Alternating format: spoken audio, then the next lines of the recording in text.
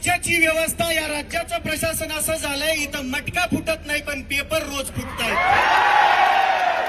यांना लेकरांची स्वप्न विकत असताना लाजा कशा वाटत नसत्या, हा मला प्रश्न पडतोय.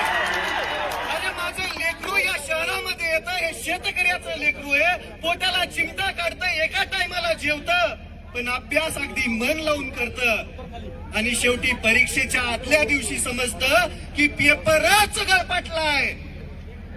मग याच्यामध्ये चूक कोणाची आहे? सरकार बिलकुल नाही.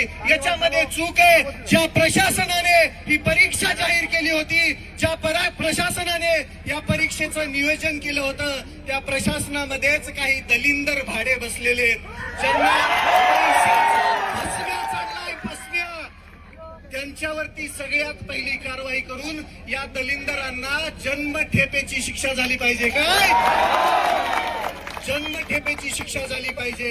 दुसरी विनंती इथल्या सरकारला आहे, इथला प्रत्येक आयोग हा बुजगावणं, बुजगावणं सरकारचं बुजगावणं. या बुजगावण्यांना बाजूला सारून तुम्हीच काय करा माहितीये का? ते एमपीएससीचा आयोग आहे ना, तो बरखास्त करा, आणि तुम्ही जे पेपर दुसऱ्याला देता का घ्यायला, त्यांनाच द्या की एकदाच. कशाला आमच्या उरावरती बसवलेत का हे? एमपीएससीची परीक्षा ऑफलाईन होत नाही तोपर्यंत हा विद्यार्थ्यांचा एल्गार असाच होणार.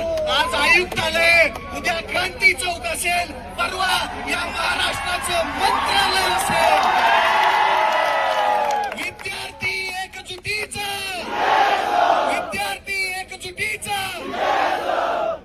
ही आहे क्रांतीची जागा, छत्रपती संभाजीनगर.